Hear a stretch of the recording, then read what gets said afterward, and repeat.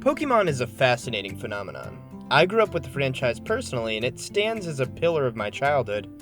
However, with my marriage coming up in the next few weeks, I really got to know my fiance's younger brothers, one of which is 6, and at the recording of this video, I realized something. All her siblings play Pokemon, the same game I played nearly 20 years ago. And this got me thinking, what gives this franchise its timeless appeal? Pokemon burst onto the scene in 1996 with video games for the Game Boy, and by the turn of the century it was a juggernaut. It had a profitable game, a manga, a TV show, a card game, and a theatrical release with a second one on the way. Everyone was playing Pokemon, and our household was no exception, and in quick succession a number of companies jumped on the bandwagon trying to create their own Pokemon spin-offs. Digimon, Neopets, and a number of others rushed into the market, hoping to cash in. But so few hit the mark, and none came close to the international success of Pokemon. But I think Pokemon's success comes from it working in so many different ways. In this video, I've narrowed it down to 5. So without further ado, this is Pokemon, a lesson in timeless design.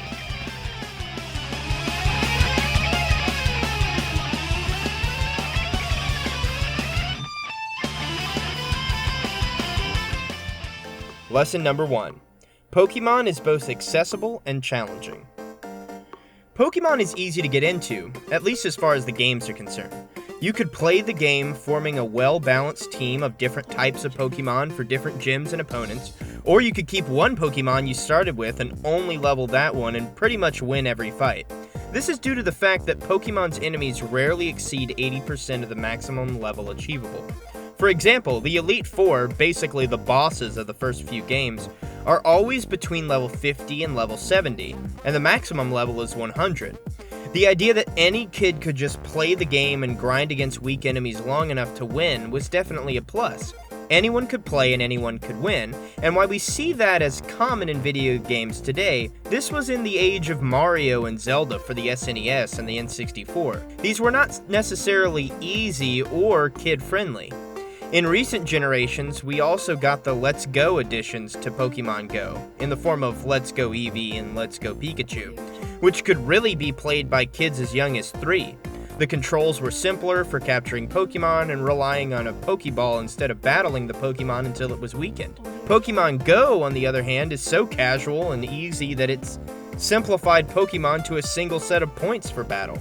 However, Pokemon could also demand a great deal of skill, especially as the competitive scene took shape in later generations. Though you could win the whole game with Eradicate, you couldn't win every battle against every opponent, especially other trainers. Type coverage, dual types, special abilities, held items, EVs, IVs, all gave the game a set of depth and led to a competitive tier list similar to fighting games or MMOs. I knew people who played Pokemon competitively into their college days, and I myself took part on rare occasion. However, having a compelling story mode for younger kids and a competitive scene for older kids made the game last through the generations. Speaking of generations. Lesson number 2. Pokemon are collectible. Gotta catch 'em all! That was the theme of the popular TV show I watched as a child. The campaign of Pokemon also worked for collectors who were interested in becoming Pokemon masters, those who had captured all the Pokemon. However, in a stroke of genius, Game Freak, the developer of Pokemon, created 2 versions of the game upon release, Red and Green in Japan and Red and Blue in the US. Each version only had most of the Pokemon, but you had to buy both versions to get all the Pokemon. And even if you had both versions, you couldn't get all the Pokemon on a single Game Boy. This is where the second stroke of genius came in, trading Pokemon. Pokemon could be traded between games, and this concept blew people's minds. You had to have a friend play with you. This meant you went out and bought one copy of the game, and your friend bought the other. And you can see how this concept snowballed sales. But it does something else. It creates a community. Sure, you could buy 2 Game Boys and 2 versions of the Pokemon game, but more likely than not, parents were only willing to buy their kids 1 Game Boy. So it forced a social aspect to form around the collection and trading of Pokemon. And the third stroke of genius with the collection aspect was making some of the best Pokemon evolve via trade. Pokemon evolution is how Pokemon can change from one form to another to gain a more powerful form. And some of the most powerful Pokemon of the first generation only evolve by way of trade.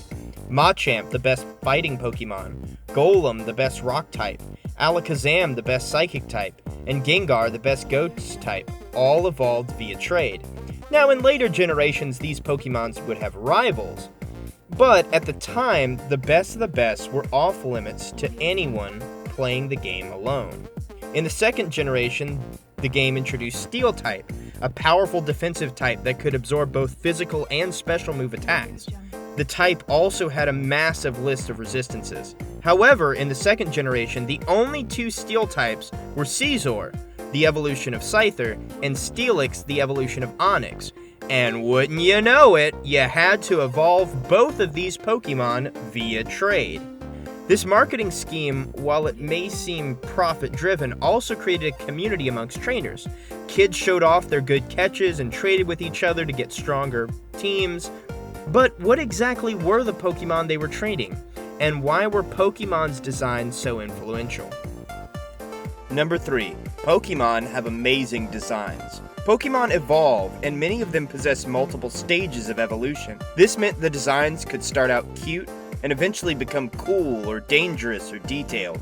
Take a Pokemon like Charmander, for instance. It starts out as a cute little lizard with wide eyes and a little flame on its tail. The creature is about a foot tall. In short, it's cute. On the flip side, it evolves into Charmeleon and finally Charizard, a dragon with wings that breathes fire. One Pokemon is for little girls who want a plush toy, and the other is for little boys who want to beat their action figures together. Pokemon also balances designs between beautiful and threatening, making Pokemon like Espeon and Beautifly, as well as Haxorus and Golem. This definitely segues into the fact that Pokemon designs and lore are definitely appealing.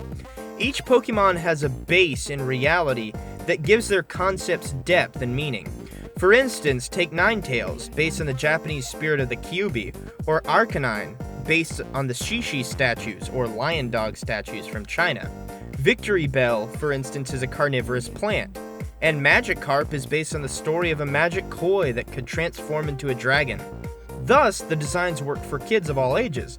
However, they also worked for older kids and even adults that wanted to do further research into the lore of the creatures.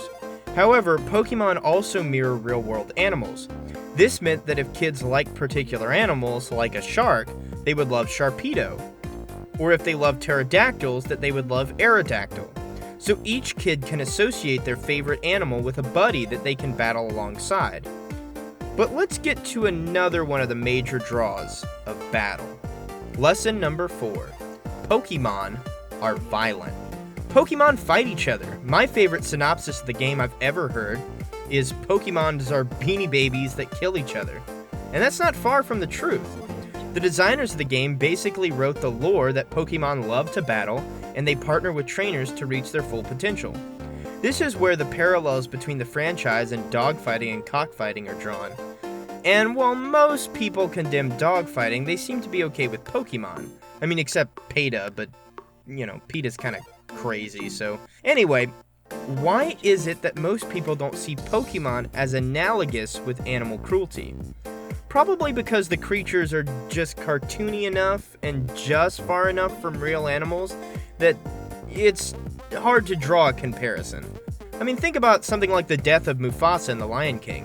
While it's sad, I wouldn't accuse Disney of supporting animal cruelty because they trampled a fictional lion in their film. Likewise, I don't think Pokemon draws the real-world comparison.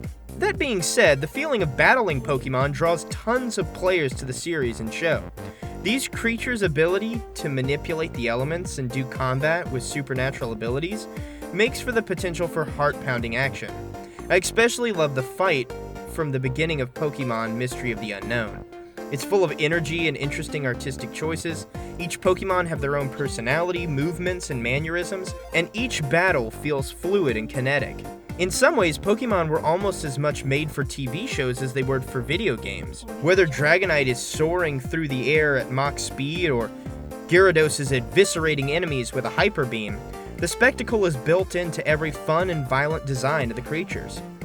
And that brings me to my final point. Pokemon is for everyone. Pokemon as a franchise really has something for everyone. Older viewers or players can look into the lore and stories behind the creatures, or battle in a tactical and competitive environment. The younger audience can enjoy the cuter designs or the cooler looking ones. They can play the game and win as long as they play long enough, while speedrunners can blaze through the endeavor. Pokemon offers entertaining spectacle and creative designs for the more artistically inclined. The games themselves promote trade to become stronger and collect all the Pokemon, meaning friends and family are encouraged to enjoy the endeavor. As a part of my childhood, and the childhood of many others, Pokemon touches us in a way that's hard to explain, but I hope I've at least scratched the surface. My name's John Malasaw, and that's my 2 cents. If you like this video, please like, subscribe, and hit that notification bell. And don't forget to continue the conversation below.